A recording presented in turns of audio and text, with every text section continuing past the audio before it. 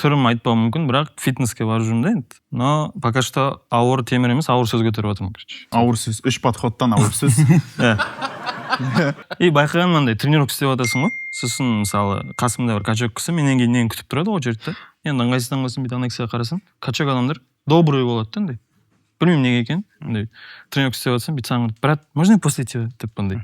И мен сол напрягать етеді андай. Тренировка істеп артын су тер болып сүртейін десем, брат, я сам деп андай. Әйтпесе дәу ғой. Ананың қасында мен наглыймын, короче, ана жақта. Ананы жеп қоятын адам жақта болып көрінемін да. И сол не маған қызық, короче. Неге качоктар добрый болады дейтін нәрсе. Мен бұны зерттеп көрдім. Неше түрлі залдарға барып.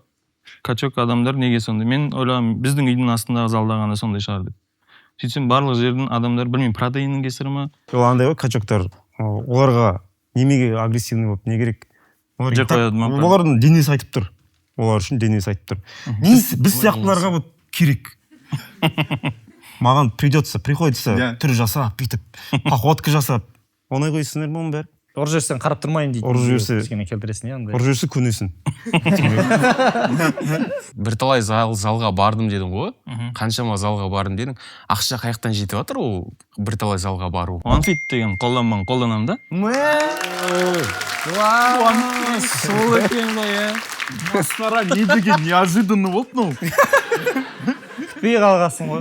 Күтпей қалдым. Жоқ, OneFit фитнес абонемент арқылы сіз 100-ден аса залға, 100-ден аса андай әртүрлі бағыттағы залдарға, 1000-дан аса залға барып, Добрый екенін біле аласың. Мен де добрый болғым келіп, сол OneFitке барып, бұйыртса качок боламын.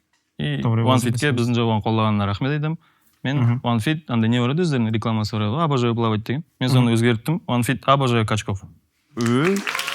Бірақ сен дауысын как будто OneFit сен ұрып айтып қойған. Айтасың бүгін деген. Не істесем де болғым келеді OneFit.